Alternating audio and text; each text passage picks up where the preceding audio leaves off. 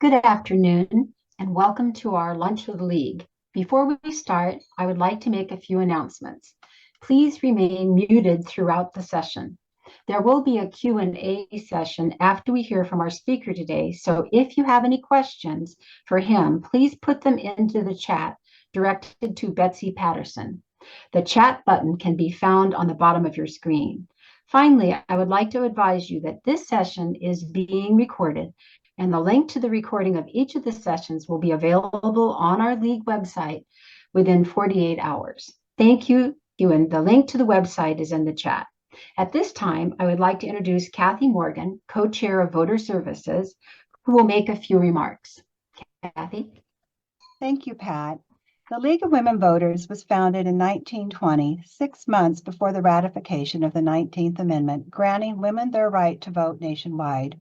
It was established and continues today as a nonpartisan, grassroots political organization to encourage voters to become informed and active participants in our representative democracy. The League engages in many activities to ensure that our democracy works, such as registering voters, educating them about the issues and the candidates, getting out the vote during elections, and supporting fair and transparent elections. The goal of this Lunch and Learn series is to inform citizens about different facets of our local government. Today, we will be speaking with Oxnard City Manager, Mr. Alex Nguyen, to learn more about the city government and the role of the city manager. Alexander Nguyen was appointed City Manager of Oxnard in July of 2018 to complete the city's turnaround, address material financial audit findings, tackle the homeless crisis, revitalize the downtown, advance the Ormond Beach restoration efforts, and make progress on the City Council's priorities for improving the quality of life for the entire community. Sounds like a heavy lift to me. Nguyen has 25 years of municipal experience in 3 distinct branches of local government, including from the California cities of Oakland, Alameda, and Riverside. In Oakland, he served 2 years as Chief of Staff for a City Council office and 11 years as Chief of Staff for the elected City Attorney, where he was also co-creator and Executive Director of the Neighborhood Law Corps. The program won local, state, and national awards for government innovation and continues to operate today. In Alameda, Nguyen served as Assistant City Manager and led the turnaround of the Public Works Department, which became only the second of its size in the Bay Area to gain professional accreditation. He also led the effort to build the city's first dedicated emergency operations center along with a new fire station. In Riverside, also as Assistant City Manager, Nguyen led the effort to fund and design a new main library and city archive in the downtown. He also led the city's Office of Homeless Solutions, which developed Riverside's homeless policy and Housing First plan implemented in March of 2018. Nguyen began his professional career in social work and is committed to volunteering, which he has done in many capacities over the years. He speaks English, Vietnamese, and enough conversational Spanish to get into some good trouble. Welcome, Mr. Nguyen, and thank you for being here. I must say you have quite the impressive resume. We have several questions prepared for you, and we'll start with those, followed by questions from our attendees. So thank you for being here. Thank you, and thank you for inviting me. We're happy to have you here, and we appreciate you taking the time to be here. I think we should start at the beginning, which basically, could you tell us what are the qualifications and/or educational achievements that prepare one for the role of city manager? So that's a fun question because there's no standard answer. So I would start by saying, on some days I would wish for a PhD in psychotherapy to be helpful, but so there is not a traditional academic curriculum that leads you to be into city management. So it's not public policy, it's not government, it's not public administration or political science. Mm-hmm. None of those programs lead you here. So I would say there's a mix of things, and I've, having done this job, but having also served under some pretty impressive city managers and other leaders, I would say the most important thing is once you get through your education is critical thinking. I think that's probably the most important thing. After that, and I'm not in a specific order, but critical thinking, the ability to then synthesize any situation or public policy debate on the spot. If you have good staff work up front, the analysis is done. But when it comes to the floor, you have to be able to synthesize what's happening among what the council members are debating and discussing, as well as what the public is saying on the issue. Being able to speak publicly, public speaking with a level of comfort matters. I've seen some executives who are very good at many things, but for whatever reasons they can't do that, and that's, you can't be in this chair and not have some level of comfort with public speaking. It's important, I think, again, as I've learned over the years, to do away with, if you have a big ego, to get rid of that, but at the same time, you have to build up a strong ego, which is very different from having a big ego. And then most importantly, I think, is truly understanding governance, which is very different from understanding public policy or government or political science, but really understanding governance, I think, is necessary in order to do this job effectively. People come to this job from many different paths of training. So people come from finance, economic development. There are some city managers, very few, who were city attorneys. Many were public works directors, believe it or not. So there are many ways to get into it. There's not one way. I know locally we have a few examples of people coming from the Navy, and of course in the city of Ventura you have the former sheriff. Mm-hmm. So there's not one real academic tradition or profession that prepares you for this. So having all the things that I mentioned, and then of course a genuine love and respect for public service probably helps a lot. And not everyone in this profession actually has that. So those are the skills and preparation I think are important. I would imagine you started out as working for city staff, and I would imagine that that probably gave you a better understanding of how city government, local government works, which you suggested were one of the qualifications or things that would help in becoming a city manager, correct? Yes, very much. Yeah. Can you describe to us what the role of the city manager is, and also how the city manager, the relationship between a city manager and the city council, the city staff, and the community at large, please? Mm-hmm. So my job in this form of government that we have here, the council manager form, is I implement the city council's policies and I enforce the local rules and regulations and laws, their ordinances, and so on. So it's a lot of day-to-day running of a city, and Oxnard is a full-service city, meaning in addition to the regular streets and parks and libraries, we have our own police and fire department, so we don't contract for those. Mm-hmm. And we also, in addition, have 3 utilities. We have garbage. They call it environmental resources now, but it's garbage. We pick up the garbage. We have sewer. They have a nice name for that now too, but I call it the sewer. It still smells like a sewer. And we do water. So it's a lot of just day-to-day making sure that the operations of the city run well, which is easier said than done. And many of you are aware of the problems this city has had over the years, but many cities struggle from time to time. And then balancing, so here we have 7 council members. So we have 6 actual council members and a mayor who on the city council has the same vote as the other. So we have 7.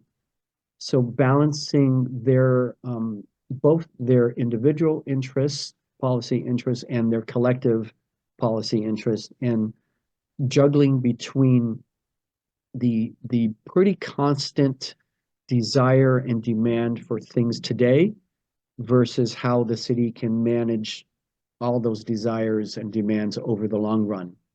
And a classic way to view this as elected officials have to answer to the public right now and deliver things that the public wants right now, and city managers have to figure out how the city is going to be here in the long run, especially financially. So it's balancing all of those needs. So and by the way, it's really fun work, and a lot of times, while it can be frustrating, it's also very rewarding and sometimes exciting. My relationship to the public is a mix of direct and indirect. Indirect, of course, is when I hear from the council members and the mayor, it's basically a lot of what they're hearing from the community and their constituents. And then I also go in and attend neighborhood meetings and interact with the public directly as well. So, and then of course, I hear from people from time to time, mostly when they're unhappy with something about the city, I hear directly. So there's a lot of that too. So, my understanding, and correct me if I'm wrong, is the city manager is chosen by and hired by the city council. Is that correct? Yes. And then you basically report to the city council and the mayor. Right. Yes. Right. And then city staff, like let's say the director of public works or the police chief, do they report to you? Yes, everybody except the city attorney, because the city attorney is the other person that the city council hires.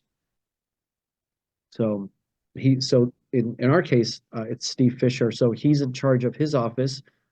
Although ironically, or interestingly, his staff, because they are city employees, are also in my purview, because I'm responsible for them as the employer. Even though he's in charge of them on a day-to-day basis, but everyone else reports to me or to the city manager, whoever that is. And how big of a staff or how many city employees then are you responsible for? We are currently at approximately 1,400. 1,400. And that's about right for a city of our size. That must keep you pretty busy. Yes. That's why I have a great executive team that does all of the day-to-day work. So I recognize that not all cities have city managers. Is that correct? So actually, in California, most cities do. So we have 482 cities in California. Almost all of us are in this council manager form of government. The big cities tend to have a what is called a strong mayor form of government, where the mayor is the executive, and they have, instead of city managers, they have a city administrator. That's a tough job, because the city administrator in those cities answers to the mayor for executive decisions, but answers to the city council for the budget. So that's difficult. But most cities have a mayor and a council manager form of government, like we do here in Oxnard. And so all the cities in Ventura County would have a city manager? Yes. Excellent. Well, thank you for that. I did not know that so many cities in California had city managers. Yeah. Well, yeah, almost all of us. Great. Can you explain a little bit about, so I know there are charter cities, and can you explain a little bit about what a charter city is in Ventura County? How many, or if all of them are charter cities? So, I've lost count across the state. I used to know the percentage, but so I think most California cities are what are called general law cities, which is what Oxnard is. We just incorporated, and instead of incorporating with our own unique charter, we just became a general law city. So we follow all the state's regulations for cities. Charter cities are where a group of people get together and write a charter. And then they either incorporate with a charter from the get-go, or they become a chartered city. So, for example, in Oxnard, if enough people believed in it, we could write a charter and become a charter city. Now, there used to be a pretty large distinction between the advantages of being a charter city versus a general law city, but all that's changed over the years with regard to access to funding and all that. So I'm not sure if it's that different anymore. And I forget how many cities in Ventura County are charter cities, but I know we are a general law city, and I actually think the county too is a general law county. And I don't remember how many, there are 58 counties in California, and I don't remember how many are charter counties. So, if any anymore. So if I'm understanding what you're saying correctly, doesn't seem to be that much benefit to being a charter city versus a general law city anymore. Maybe it was different previously. Yeah, I don't think there's that, I don't think there's much benefit anymore. So when you're a general law city, does that mean that does the state set the guidelines by which you must operate? Or what does that mean? Yeah, there are state statutes that we just have to follow. And I mean, it's nothing that is overly burdensome. It's just a set of statutes that govern how cities function and our roles and all that. There's the day-to-day business, with regard to, like, for example, public bidding contracts and things like that. It's all pretty standard. Even charter cities follow most of those as well. The difference really with our relationship with the state is, they are the primary taxing agency for California, obviously, in addition to the federal government. They set the maximum tax rates for us, for example, for like sales tax. And then they issue various regulations, policies, mandates that we have to abide by. So a few would be the storm sewer maintenance rules that we all have to follow. And it makes sense, right? They issue these things in order to protect the state's waterways. So they require all jurisdictions to keep our streets clean, so all that debris, especially the micro debris, doesn't get into the creeks and the rivers and the ocean. They establish rules, for example, for recycling, and we have to abide by those. And here in Oxnard, and I'm pretty sure the rest of the county, we're all trying to catch up to the, for example, right now, the organic food recycling. It's actually been a state requirement for some time, and they've given us a lot of extensions to comply. So there are things like that. We just have to, there are those kinds of things we call mandates. And then most recently, with the state's homeless crisis and housing crisis, they've issued a lot of laws that some communities would say take away local control, zoning rights, land use rights, decisions. Because the state is pushing for more housing to get built across California. And if you pay attention to the news, you see there are some cities that are actually fighting the state because they don't want to build more housing. So that's generally the relationship, but it isn't it really isn't a day-to-day relationship, right? It's a when we need to communicate relationship. So I appreciate those examples, and I was definitely thinking of the housing example that you gave. Are there consequences to a city if they don't follow these state mandates or guidelines, for instance, in terms of the organic waste or the housing? Right. So the organic waste, the consequence, believe it or not, are daily fines. And that can stack up substantially. On the housing one, if we're not in compliance, then we are automatically ineligible for a series of state grants. So there are consequences. So you must do your best to try to follow the state mandates then. Yeah, yeah. I mean, it's kind of like following the law. You don't like all of them, but you're probably good to follow them. Yeah, I would agree with that.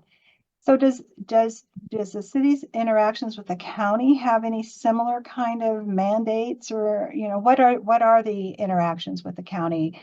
Not first of all, not not to the extent with the state in terms of those kinds of regulations and mandates. And we have, believe it or not much interaction with the county, only where issues may overlap, whether it's jurisdictional or a certain interest.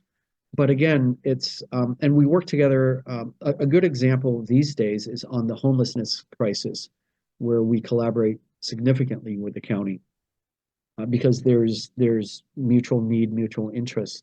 But on a day-to-day basis, it's not a lot, believe it or not. It's the same among cities, just because we're all so busy managing our own organizations, and we collaborate when it's necessary. A recent example was the pandemic. Mm-hmm. When the pandemic hit, all the city managers and the county executives, we actually met daily over, this kind of a platform over Zoom. We had daily meetings just to make sure everybody was understanding the health crisis, having a similar understanding and doing things that were similar in our responses. The city managers and the county executive, we do meet monthly. And, on the agenda will be items of shared interest. But again, it's not necessarily a daily interaction. So what kind of items of shared interest, if you could just give an example, that might come up in one of these monthly meetings with the city managers and the county executive? Homelessness, Mm-hmm. housing production. There was a new state law passed a few years ago with the option to allow for micro kitchen enterprises in neighborhoods, Mm-hmm. and cities had the option to opt in or opt out because the way the state set it up, it would have been a county ordinance. So we talked about that.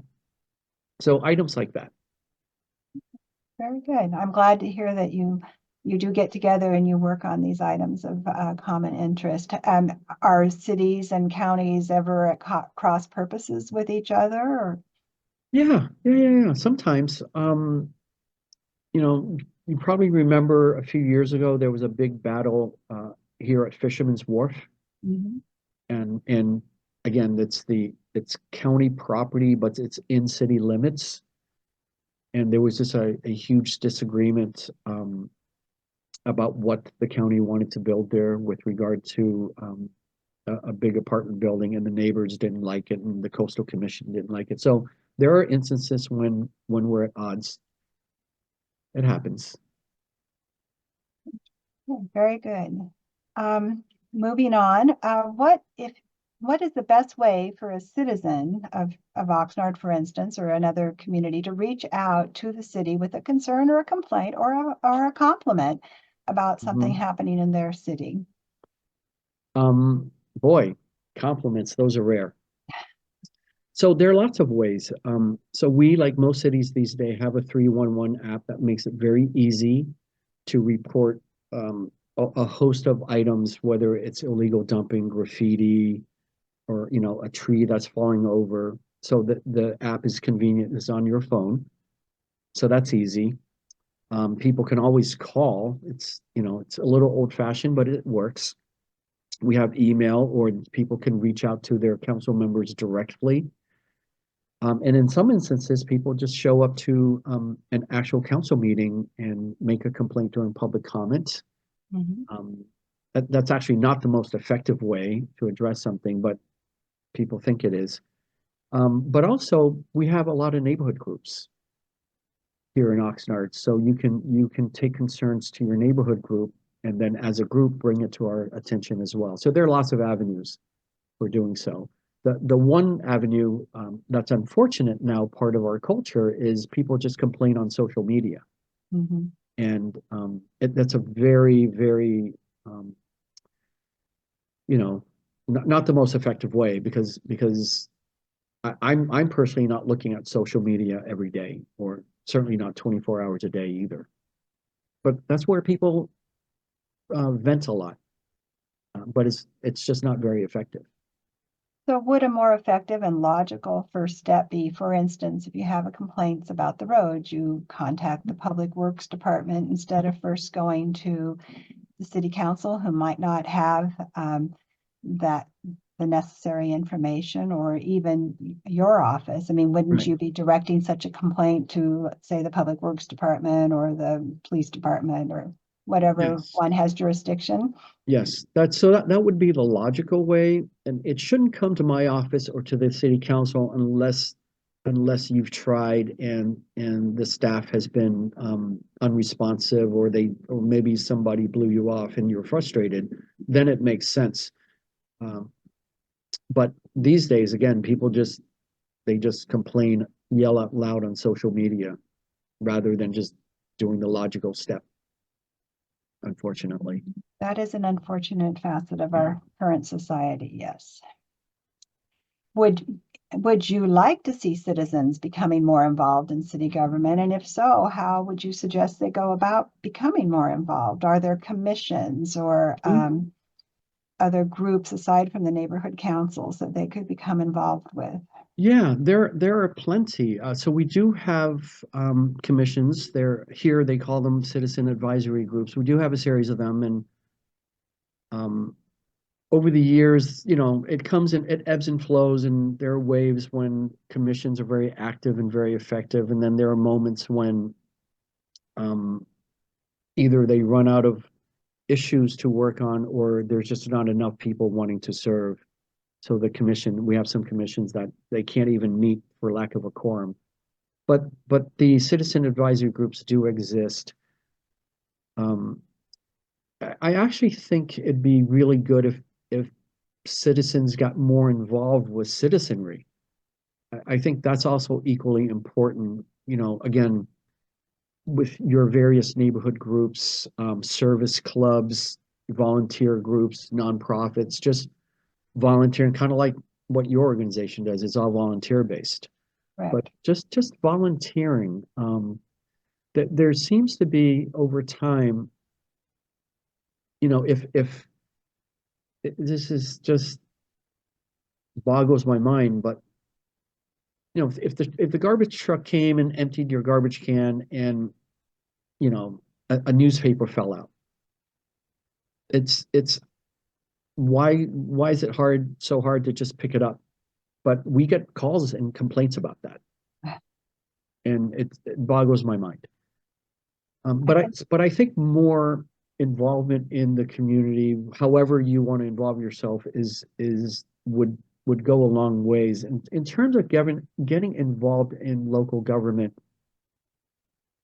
I think you have to have time. So it's the question of how many hours are you working, and if you have little kids that you have to pay attention to after school. So if do you have the time?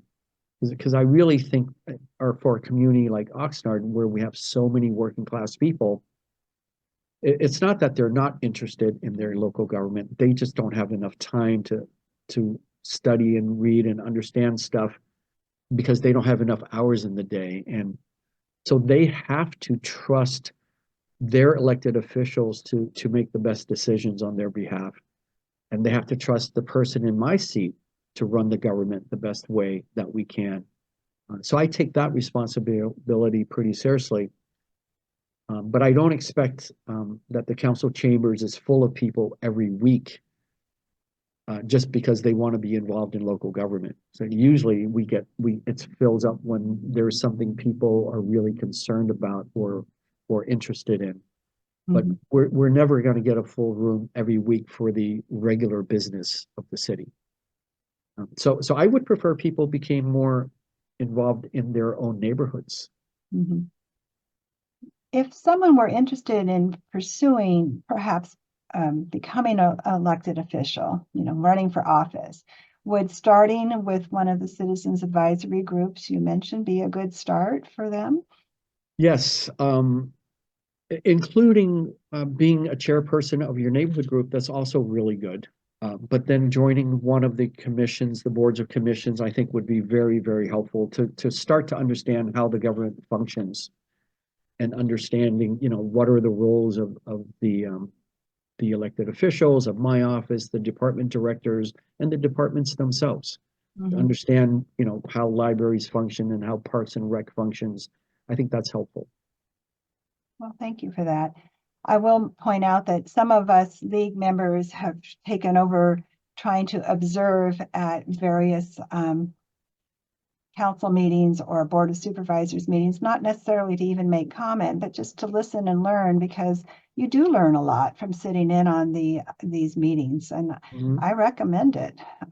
It's very interesting, sometimes tedious, but very interesting. Speaking of city council agendas and city council meetings, what is your role in putting together the council agenda for the city council meetings? How much influence do you have on that? Can you go into that a little bit? Yes, it's a lot. It's a lot. I mean, I'm responsible for making sure there are items on the agenda, and so I say there's a lot, but that isn't. Don't take that to mean I have all the power, because 90 plus, maybe even 95% of a city's agenda items are routine business. Executing contracts, you know, all kinds of accounting requirements, things that go to the finance committee, just tons of routine work. And we had items on the Public Works Committee last night. One of them was about buying different kind of oils for our different machinery and vehicles in the Public Works Department. So there's just a ton of routine items. So you go to any city's council agenda and actually go through the agenda, you'll see it's predominantly routine work. Now, occasionally there'll be a routine item that is interesting or controversial, like a housing development or a big hotel building or something like that. That's actually a routine land use item, but it can draw public interest or concern. And then occasionally there'll be a council policy item that people find either controversial or interesting, whether it's something about the environment, or we had an item recently supporting ending the use of natural gas ultimately in California. We have an item about should the city invest in building an aquatic center. So there are times when the items on the agenda are driven by the city council. But those are actually pretty rare. Most of the items are, again, routine and really not that interesting. So those are the ones I have all the power over. Yeah.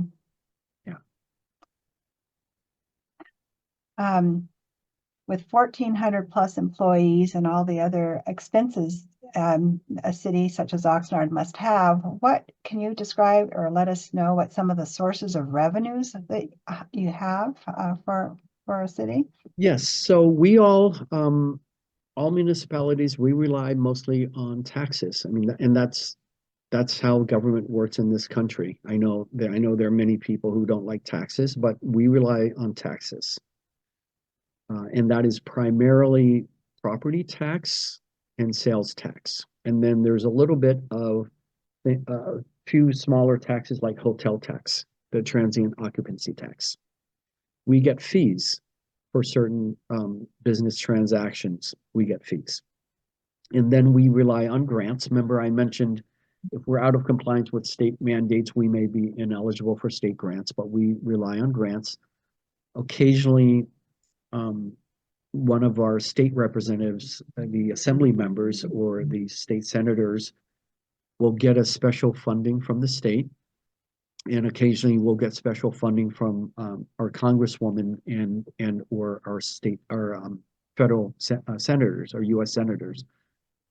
So that's rare, but every year we just rely on our basic property tax and then the sales taxes on top of that. So that's pretty much it. Our enterprise funds, the utilities, they are all cost for service driven because we have to follow Prop 218 and Prop 26. So what you pay for garbage service and water and sewer is based on what it costs to run those operations. There is zero profit margin in government services.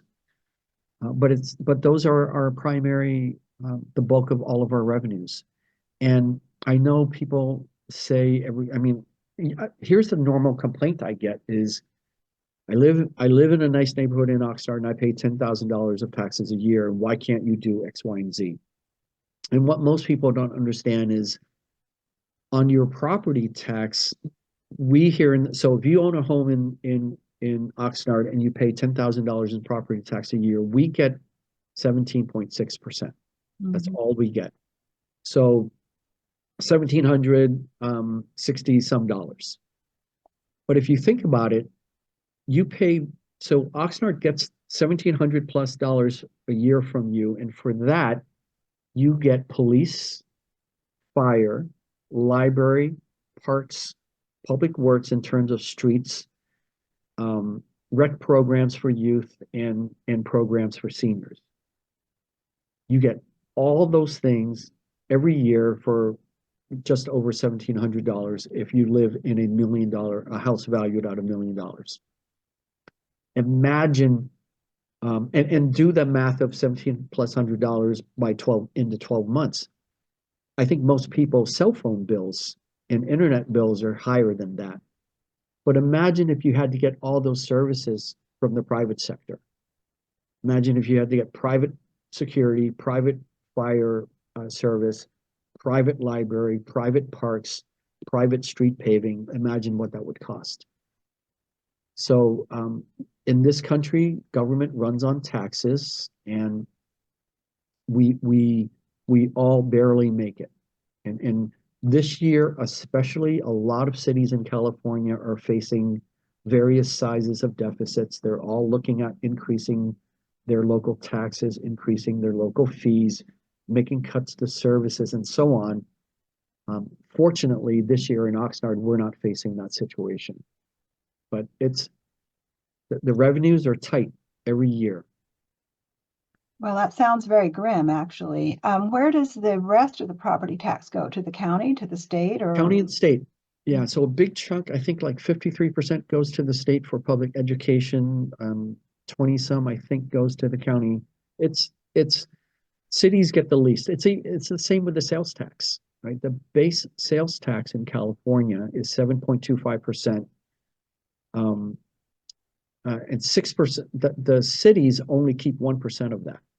So we did a sales tax increase per the voters in Oxnard. So we have an increase, but we keep all of that. But the lion's share of the sales tax also goes away, goes out of town to the state. Do fines like, I don't know if you have the traffic fines from, the camera generated ones, or other fines like the police gives, does that contribute to the city's revenue, or does that some do and some don't. So I'm not up to date on where the laws have progressed, but it used to be that, for example, moving violation tickets, that didn't stay local, that went to the state. I don't know if that's changed in the last few years. There are certain fines, for example, with relation to, again, the utilities, your water, your garbage and sewer. Well, if you're fined for any reason there, it goes to those enterprises. It doesn't go to the general fund. So some fines do, but not all of them. But they don't add up that much.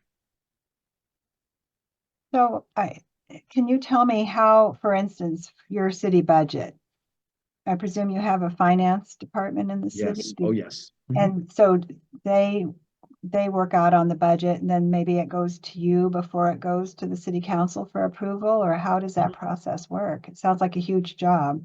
It is, and we have a terrific finance team right now. So we start the process by all the department directors review their budgets and what their needs are, and then they'll put together basically their wish list, and then my executive team and the finance executive team, we review everything. And the basic principle is everything we're working towards has to match the city council's priorities. So I can't have a department say they want to build a baseball stadium, a minor league baseball stadium, if that's never been a city council priority. Mm. So the all the work has to be focused on achieving the council's priorities. So they'll make the request, then we have to look at the money we have and the money that we forecast that we're going to have in the coming years, and then we make a decision on what to recommend to the city council. And actually, we are doing that next Tuesday. That's our first budget hearing for this fiscal year.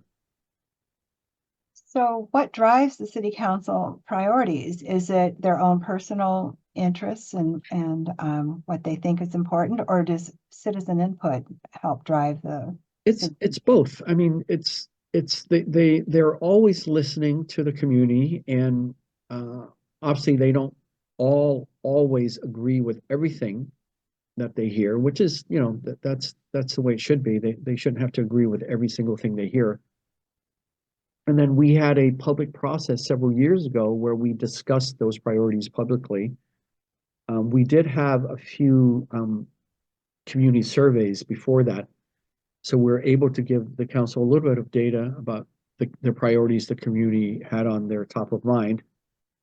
And then the council, they had a very public discussion about choosing priorities, and I was very clear that we couldn't have so many that we'd be chasing so many things we wouldn't get anything done. So I was able to encourage them to keep it to 25 items, which is where we are.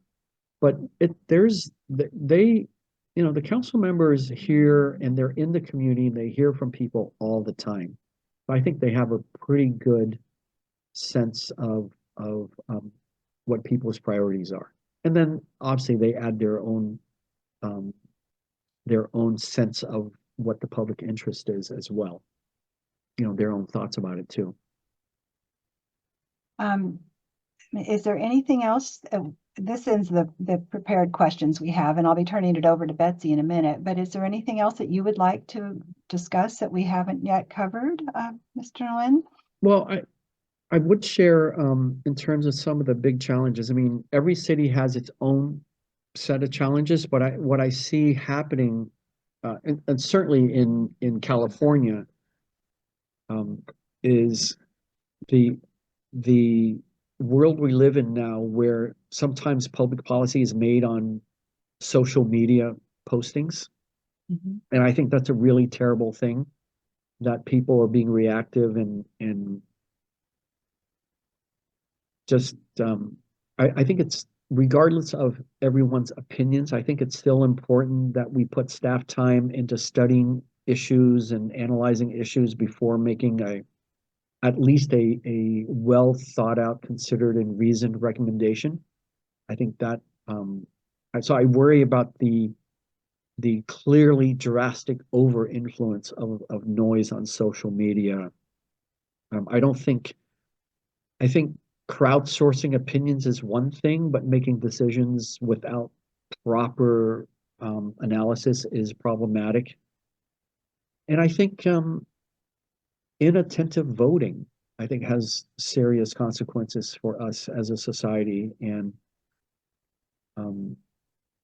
I wish people would spend a little bit more time reading the ballot books that they get, and doing a little bit more research.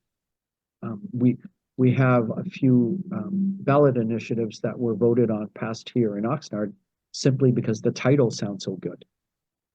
But the consequences of them are pretty pretty negative for our community as a whole. So I think those are some things that actually make it difficult for local governance these days.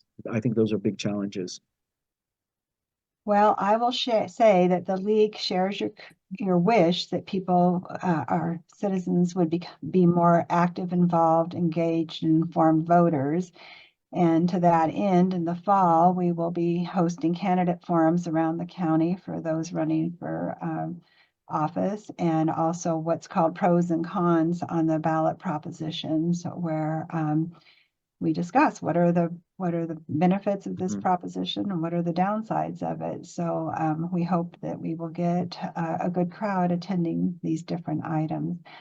I thank you for your thoughtful and very complete answers to our questions, and we really appreciate that. At this time, I'm going to turn it over to Betsy Patterson, and she'll facilitate the Q&A from the audience. But thank you very much, Mr. Nguyen.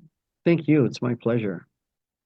Yes, thank you. I would like to just reinforce one of the things that you mentioned, that it's important for citizens to become involved, and not so much involved in the day-to-day function of the city council, but become involved in their communities and aware of what's going on and interacting with other neighbors and people in the community to rebuild that citizenship and that civic responsibility and civic unity.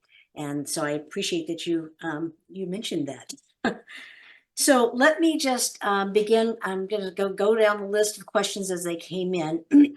One of the first questions had to do with, you had mentioned that one of the skills that a good city manager would have would be understanding what governance is. And could you just elaborate a little bit about what distinguishes governance from the government or public policy? Mm-hmm. I view it as just learning about a government structure is just what is the shape of it, how many positions, what does the org chart look like, what are the roles and responsibilities. But governance is trying to maintain the commitment to treating everyone as fairly and as alike as possible. There's a reason we've developed bureaucracies over the decades. A lot of it has to do to prevent corruption, right? So that my cousin Vinny doesn't get the garbage contract every 5 years. So there's good reasons why we have a bureaucracy that sometimes moves frustratingly slow.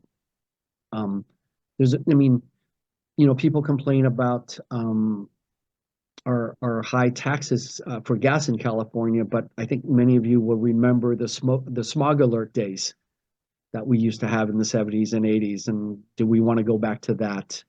Or our building codes. When you see a major earthquake, like in Christchurch in New Zealand years ago, and the devastation there, in those moments you realize California's building codes are difficult for a reason, and building housing here is expensive for a reason. But in terms of just understanding governance, is how do you balance all the competing interests that often either pit people or groups or organizations or businesses against each other, or pit resources against each other. Like, how do you balance, we can't spend all this money in 1 year because we have bills to pay every month forever. And that's the other thing. For the most part, city governments can't just call a timeout, right? There are very few cities that have even filed for bankruptcy. But I can't just say, you know what, this is too difficult, or we're just going to shut down for 3 weeks. Like, we can't do that, right? Imagine if a city actually did that. So governance is understanding how our bureaucracies have to function versus how the community and the business sector need to function, and where those things work in parallel, in tandem, and where they have some inherent clashes and friction, and then balancing all of that to move everyone forward to a solution, and satisfying the political pressures that are put on our elected officials. and keeping things moving towards a solution. And there isn't always a solution, but it's a mix of a science and an art, and understanding everyone's diverse and sometimes divergent interests, as well as individual personalities when it comes to elected officials and the things that they care most about, and just balancing it all out. Because in the end, we have one, really in the city, there's only one real budget, right? That when you put it all together, so there's only so much we can do. Okay, that sort of leads me into the next question, which basically it has to do with the powers of the mayor versus the powers of the city manager. And what it seems as if you've been saying is the city manager is the sort of the behind the scenes, get the data, do the research, get the information to present to the city council and the mayor. Mm-hmm. Understanding that the mayor and the city council's members may have their own personal agendas or agendas that their constituents have brought up. And I would say, how do you interact with that, the mayor who has sort of the gavel in his or her hand, Mm-hmm. and you as a city manager who is trying to get these things to work? Right. So that's the fun part. And all elected officials should have an agenda, right? That is a reflection of their constituents. So I'd be more concerned if they didn't, because otherwise, why are you in the seat? Now, in terms of the power of the mayor or any city council, so the real power is they hire and fire the city manager, right? But that should not be the consideration. The consideration is what is the policy majority of the council on any given item or issue. So once they determine and they take their vote, then my job is to deliver whatever that is. So whether it's, if they wanted me to go build an ostrich farm, I would do my best to convince them that's not a good idea. But if they vote on it, then my job is to get it done. Or as a city manager, if for whatever reasons you have, such a personal disagreement or an ethical agreement with something, then your job is then and you can't convince them otherwise, then you need to leave. Mm. So there's nothing good comes out of any sort of a fight, right? And it shouldn't be that way. And then the other thing that is important that I try to remind my staff of is, from the staff level, never ever fall in love with your recommendation, right? And that's really important because the council as a body and the council as individuals have very, very different concerns. Because they are in touch with their constituents, they have very different perspectives than the ones that we have on staff. Now, on many items, we share the same perspective. Again, if it's a routine item, like I mentioned, where we're buying lubricants for our trucks, I don't think there's going to be much debate about that. But where we have disagreements, it's okay. It's okay. But from the staff perspective, when they make a decision, that's what we do. And for any of us who, for whatever reasons, can't bear to do that, then it's time to leave. Mm-hmm. So it's clean and simple that way. Never fall in love with your own ideas. Okay. Yeah. We have a few questions here that relate to housing units, and unfortunately, some of the questions relate to the countywide. So I would change the question and ask kind of a focus on what kind of units or development is coming around in Oxnard to help alleviate the number of unhoused people. And is there a sense of balancing that need for housing with the overall congestion of the county, maybe? Okay. So I would say, first of all, uh, I don't think congestion is a real issue because the people are here. And in Oxnard's case, they're unfortunately for a number of people, they are homeless and in the street homeless versus homeless in someone's garage. Mhm. There's a distinction.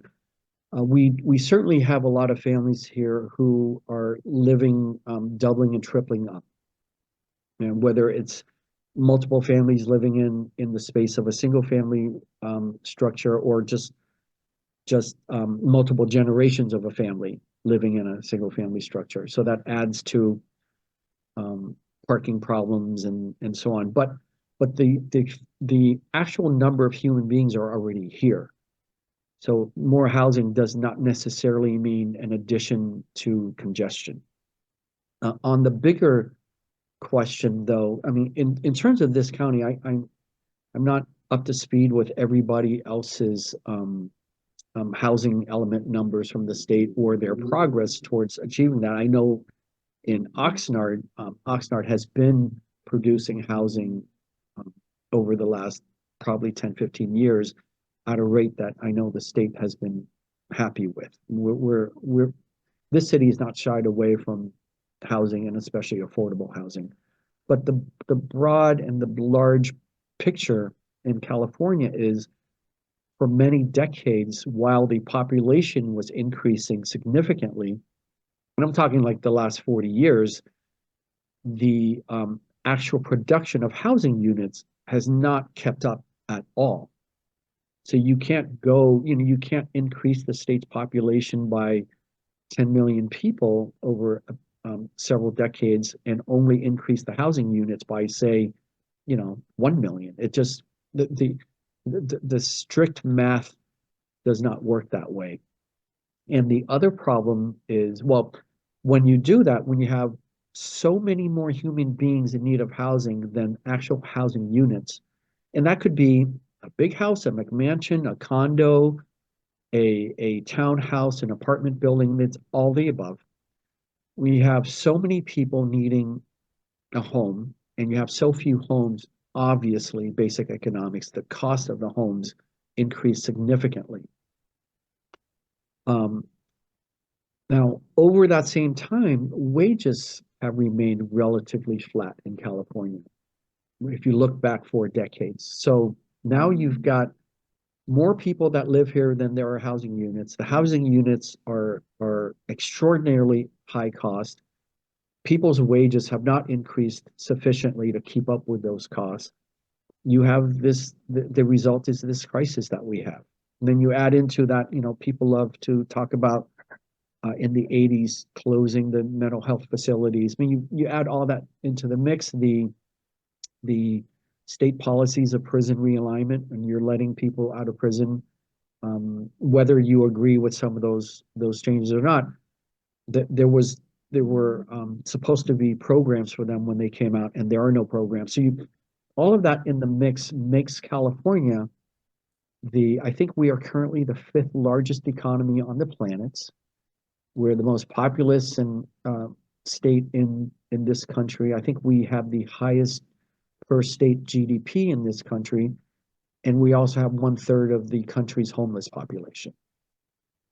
So much for California being all that progressive that we're accused of. So it's a numbers problem in terms of having actual units of housing that are reachable for people, that people can afford. And it took us 4 decades to get to this crisis. We can't build our way fast enough out of it. And then you add to the mix, the many communities who many over the decades have actually refused, especially refused multifamily housing to be built near them. And some of those cities are now in litigation against the governor because of his policies, the state's policies. So it's a very difficult situation to just, you can't just snap your fingers and have all this housing up here. And then another very specific problem in Oxnard Because, people, there have been some publications recently that have stated that Oxnard is the most expensive community where for people to buy housing. And that's actually really not accurate, because our housing prices certainly are not as high as Camarillo or Thousand Oaks or Ventura, or maybe even Simi Valley. Our problem is our people's income are so low that they can't afford the housing prices here. And that's a separate problem, but we're all doing what we can. Some communities are being more aggressive than others, but it's a numbers game that is very, very difficult to achieve in a short time span. It truly is a statewide crisis. So this relates to another question that came up of, do you have any ideas of what can be done to attract good paying jobs for businesses to come to Ventura County or Oxnard specifically? Yeah, so well, I can only speak for Oxnard, and I can tell you that I look at it from the other end of the telescope. We have great paying jobs here in Oxnard. We have great companies here. We have some that are Fortune 500 companies. We have many that are unique to their industries. So many that pay well, that include, for me, the most important thing, medical benefits for the employee and his or her family. Our biggest challenge in Oxnard is the majority of our residents do not have the education or the training necessary to be qualified for those jobs. And so my favorite example is if I could convince a company like Amgen to come to Oxnard, which I guarantee you I cannot do right now for very specific reasons, but let's say they did, who would they hire? They would not hire the average Oxnard working adult. They would import employees. Absolutely. I mean, I have these discussions with CEOs. And so my goal here, and the biggest struggle for Oxnard right now for this generation, is to find a way to get our community college to provide the training that our residents need so that they can go work in the great businesses that are here. And on the economic development front, I am working and struggling with many of our businesses to convince them to stay here and to expand here. But it's difficult for them when they have to recruit way outside of the region. Some of them recruit from other states, and they're paying to bring people here, right? Like, they're literally paying for the move. One of the local businesses is trying to figure out how they can help pay for the housing. But what we really need is for all of these great employers that we have already to be able to hire people who already live here. So that's really my biggest struggle over the next few years, is to crack that puzzle and get the training that our folks need. We have a metric for our community that I don't think any community would want, which is, so over 200,000 people, I've got roughly 130,000 working adults. Nearly 80% don't have any training or education beyond high school. And that is not a good metric for any social group, any society. So that's our approach, or my approach. Okay, I realize we are over the hour that we had allotted for our talk, so we're not going to get to any more of the questions. There are only a few more questions, but thank you so much, Alex, for answering these questions and providing such great insight into what the city manager does. And I'm going to turn this back over to Kathy. Thank you. Alex, that was very informative. I really appreciate you taking the time to come and talk with us today. And I know that the audience I've already received some comments that they really appreciate it. I'm hoping that they will be viewed many times on our YouTube channel. So thank you so much. We all know a little bit more than we did when we started, and I really appreciate you spending the time here today. Thank you. I enjoyed it, and I like the questions. I'm glad.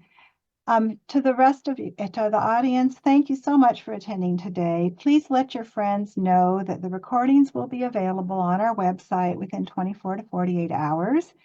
Although we anticipate not having any lunch with the leagues over the summer months, we are still looking for suggestions for topics that might be of interest to you. So please let us know if you have anything that you think would be interesting. Thank you very much. This concludes our session, and goodbye. Thank you.